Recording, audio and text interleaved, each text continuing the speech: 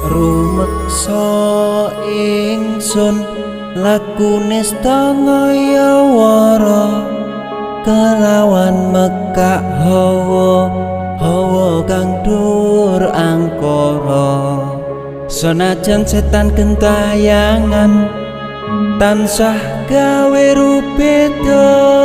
hingga pupusing jaman hametek